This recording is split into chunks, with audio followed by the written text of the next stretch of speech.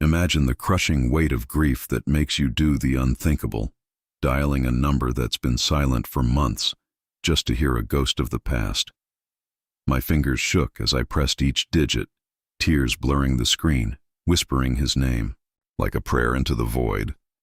And then, against all reason, a voice answered, warm, familiar, pulling me back from the edge. But as the words flowed, a chilling realization dawned. It wasn't him. The rain hammered against the window panes like an unrelenting drumbeat, mirroring the storm raging inside my chest. It was one of those nights where the loneliness wrapped around me like a cold shroud, suffocating every breath. Tom had been gone for 6 months now, taken in a freak car accident that left me questioning everything. God, fate, even my own sanity. I'd kept his old phone number memorized, a relic of our life together, even though the service had long been disconnected. But tonight, fueled by a bottle of wine and memories that wouldn't let go, I picked up my phone and dialed. The line rang, once, twice, and then a click. Hello? The voice was deep, steady, with that same slight rasp Tom had after a long day. My heart stopped. Was this some cruel joke from the universe?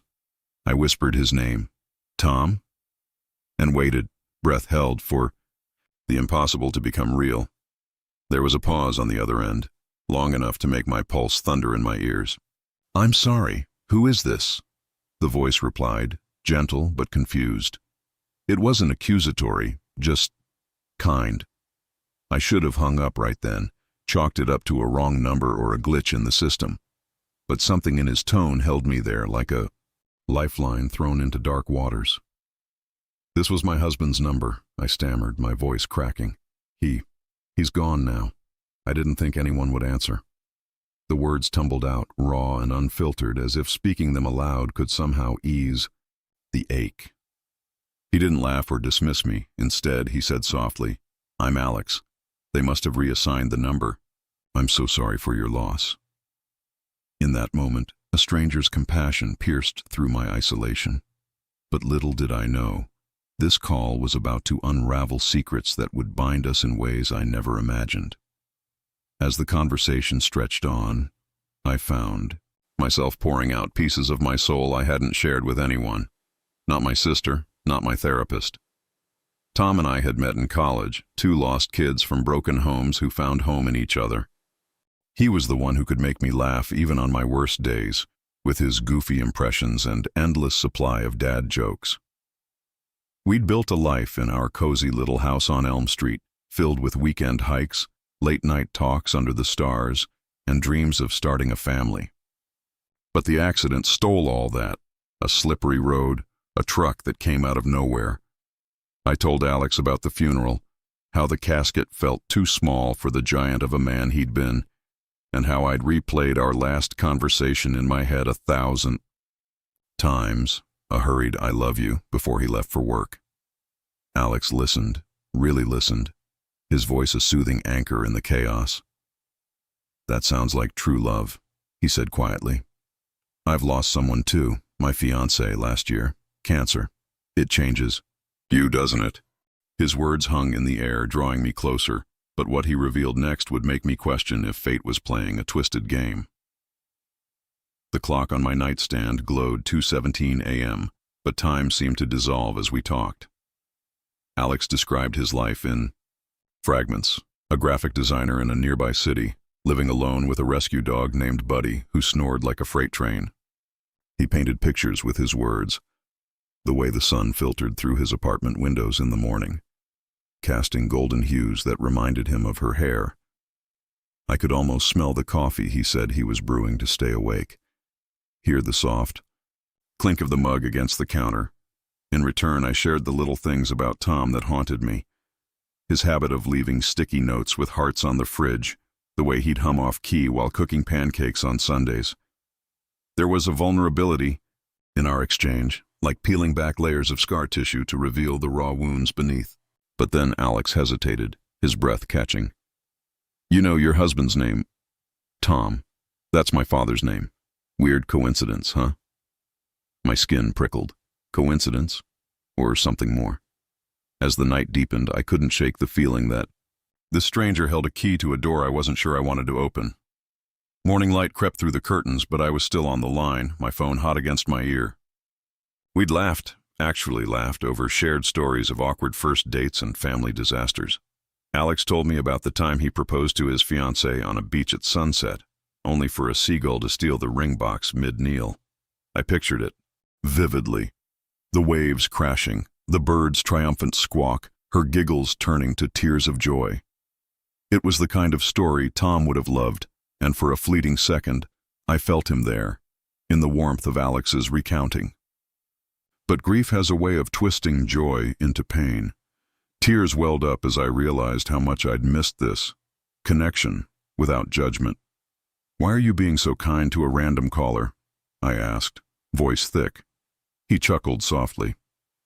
"Maybe because I needed this too. Loneliness is a beast, isn't it?" His honesty pulled at me, but as he mentioned his last name, Harrison, same as Tom's, I froze. Could it be? The puzzle pieces were starting to align, and the truth lurking just out of reach promised to upend everything.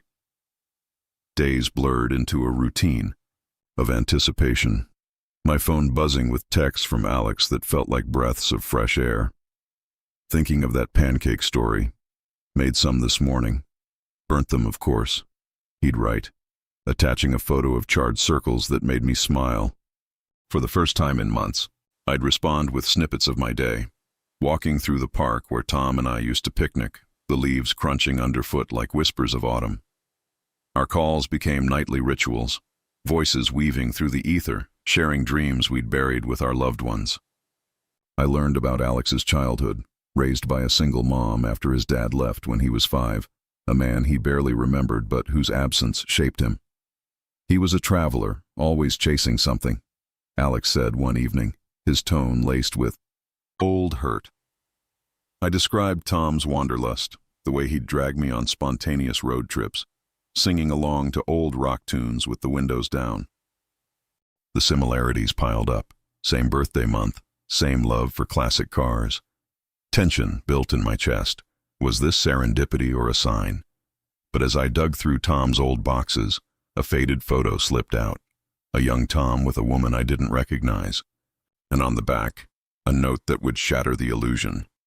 The photo was yellowed at the edges, capturing Tom in his 20s, arm around a smiling brunette, both laughing under a carnival Ferris wheel. The note read, "To my love, remember our promise. E." My heart pounded as I stared at it, memories flooding back of Tom's vague stories about a wild youth he rarely discussed. That night on our call, I confronted the unease gnawing at me. "Alex, tell me more about your dad. What did your mom say about him?" There was a long silence, heavy with unspoken weight.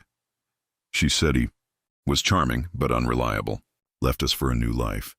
His name was Thomas Harrison." The name hit like a thunderclap. Tom, my Tom, had a past he'd hidden, a son he'd abandoned. Tears streamed down my face as I whispered, "Alex, I think you might be talking to your stepmother." Or something like that. His gasp echoed mine, and in that shared shock a bridge of pain and possibility formed. But the revelation threatened to drown us both in waves of betrayal. We didn't speak for 2 days after that bombshell, the silence deafening in its accusation.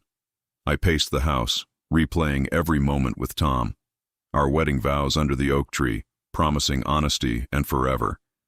The quiet evenings curled up with books, his hand in mine. How could he have kept this secret? A son, out there in the world, carrying half his DNA and none of his presence. Guilt twisted in my gut. I'd inherited his legacy, good and bad. Then, a text from Alex. "I need time, but I want to know more. About him. About you." Relief washed over me, mingled with fear. When we finally talked, his voice was raw, edged with the hurt of a child abandoned.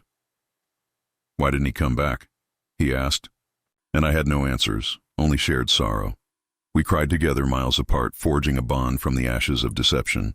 But as Alex shared photos of himself, eyes just like Tom's, that same crooked smile. The connection deepened, hinting at a family I never knew I needed. Meeting in person felt like stepping off a cliff, heart in freefall. We chose a neutral spot, a quiet cafe by the river, where the water's gentle flow mirrored the tentative peace we sought. I arrived early, fidgeting with my coffee cup, the steam rising like my nerves. When Alex walked in, tall and unassuming in a faded denim jacket, it was like seeing a ghost. Tom's features softened by youth, his stride purposeful, yet hesitant. "Sarah," he said, extending a hand that trembled slightly. We hugged instead, awkward at first, then fierce, as if holding on could mend the years lost. Over hours that stretched into the afternoon, we unpacked the past. His mom's stories of a whirlwind romance, Tom's sudden departure after learning she was pregnant. He sent money sometimes, anonymously, Alex admitted, eyes downcast. But never a word. I shared the man I'd known, the devoted husband, the dreamer who built birdhouses in the garage. Tears mingled with laughter as we remembered him differently, yet the same. But beneath the healing, a storm brewed. Alex's resentment simmered, and I wondered if this fragile tie could withstand the truth's full weight. As weeks turned to months, our relationship evolved into something profound, a tapestry woven from grief and discovery. Alex visited the house, running his fingers over Tom's old tools in the shed, inhaling the faint scent of sawdust that lingered, like a memory. "He taught himself woodworking," I said, watching Alex's face light up with quiet pride. We'd cook together, recreating Tom's famous chili recipe, the spices filling the kitchen with warmth that chased away the shadows. Sensory details anchored us, the sizzle of onions in the pan, the steam curling upward, the shared glances that spoke volumes. Tension arose when Alex confessed his anger, nights he'd spent wondering why he wasn't enough. "I sacrificed my childhood, dreams, thinking if I was better he'd come back," he said, voice breaking. I held him then, a mother's instinct kicking in for a son I'd never born. In return, he pulled me from my isolation, dragging me to art shows where colors exploded like fireworks, reminding me life pulsed on. But a pivotal moment loomed, one that would test our bond to its core. It came on Tom's birthday, a day I'd dreaded like a recurring nightmare. Alex suggested a road trip, to the lake where Tom had proposed to me, a place steeped in joy and now sorrow. The drive was quiet at first, the highway humming beneath us, wind whipping through open windows, carrying the scent of pine and freedom. We stopped at overlooks, sharing stories. Alex's first bike ride without training wheels, taught by a neighbor since his dad wasn't there. My honeymoon with Tom in a rickety cabin, dancing to radio static. As dusk fell, we reached the lake, its surface a mirror of the fiery sunset. "I forgive him," Alex said suddenly, skipping stones across the water with sharp plunks. "Because of you. You've shown me the good in him." Emotion swelled in my throat. This was sacrifice, letting go of resentment for healing. But as we sat on the shore, feet dangling in the cool water, a deeper connection sparked, one that blurred lines between family and something more, leaving me breathless with uncertainty. Navigating. That spark felt like walking a tightrope over an abyss. Alex was 28, closer to my age than I'd realized. Tom had been older when we met. Subtle touches lingered, a hand on my shoulder during a movie night, eyes meeting across the dinner table with unspoken questions. I wrestled with guilt. Was this betraying Tom, or honoring his legacy by embracing life?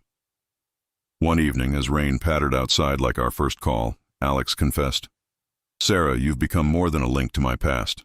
You're my present." His words hung heavy, laced with vulnerability. I thought of Tom's last letter to me, found in his desk. "Live fully, my love. Don't let grief chain you." Tension peaked as I leaned in, our lips meeting in a kiss that tasted of salt tears and new beginnings. But doubt crept in. What if this was just transference, a way to fill voids? The night stretched, bodies entwined in tentative exploration. But morning brought clarity, and with it, a choice that could shatter or solidify us. Choosing to explore this love was our greatest sacrifice, risking the safe harbor of familial bond for the stormy seas of romance. We took it slow, dates that felt like rediscovering joy, picnics under blooming cherry trees, petals drifting like confetti, hikes where the crunch of leaves underfoot echoed our synchronized steps. Sensory overload enriched every moment. The tang of fresh apples from a roadside stand, the warmth of his hand in mine against the autumn chill. Deep human connections formed with friends and family. My sister met Alex and saw the light returning, to my eyes whispering, Tom would want this. Alex's mom, initially wary, shared old letters from Tom, revealing his regret. I was young, scared. Tell our boy, I'm sorry. Tears flowed in that meeting, forgiveness a balm on old wounds, but tension resurfaced when old acquaintances questioned our story. Whispers of too soon or convenient. We faced it together, united. But a final trial awaited, one that would demand everything. The crisis hit like a bolt from the blue. Alex's job offer in another state, a dream opportunity in design that he'd chased for years. It's everything I've wanted, he said, eyes conflicted, the city lights twinkling outside our window like distant stars. My heart clenched. I'd just begun to rebuild, the house now filled with his laughter, Buddy's paws clacking on the floors. But what about us? I asked, voice small. He pulled me close, the scent of his cologne, woodsy like Tom's, mixing with my shampoo. Come with me, start fresh. The choice tore at me, leave the home steeped in memories or lose this second chance. Nights of soul-searching followed, pacing the creaky floors, fingering Tom's wedding band on a chain around my neck. Sacrifice loomed, giving up the past for the future. In the end, I chose love, packing boxes with trembling hands. But as we drove away, a bittersweet ache settled in, promising adventures laced with echoes of what was. Our new life unfolded. In a bustling city apartment, windows overlooking parks where children laughed, a reminder of dreams deferred. Alex thrived at work, sketches covering tables like maps to his imagination. I found purpose volunteering at a grief support group, sharing our story, the call that bridged worlds, turning strangers into soulmates. Vivid moments defined us. Lazy Sundays with coffee in bed, steam rising as we planned trips. Evenings walking Buddy, the leash taut with excitement. City sounds a symphony around us. Emotional depth grew in quiet confessions. Alex's fears of abandonment, my lingering grief waves. We navigated them with tenderness, hands clasped, hearts open. But a heartwarming twist came on our first anniversary. A surprise from Alex. A custom birdhouse, built from Tom's old plans, painted with our initials. He gave me you, Alex whispered, eyes shining. In that gesture, closure met new beginnings, but the journey's end held one more emotional peak. As years passed, our bond solidified into a love story of its own, resilient and profound. We married under a sky dotted with stars, vows echoing, promises of presence and healing. The house on Elm Street sold, but memories traveled with us in photos and stories shared with our growing circle. Sensory echoes persisted. The smell of rain evoking that first call. The sound of a phone ring bringing smiles instead of sorrow. Powerful connections extended to Alex's mom, now a grandmother figure in our lives. Holidays filled with laughter, and chili simmering on the stove. Tension had forged us stronger. Sacrifices repaid in joy. And in quiet moments, I'd whisper to Tom's spirit, thank you for answering, in your way. The ending wasn't perfect. Grief never fully fades. But it was ours, heartwarming in its humanity, leaving us forever changed by a call that wasn't him, yet led to everything.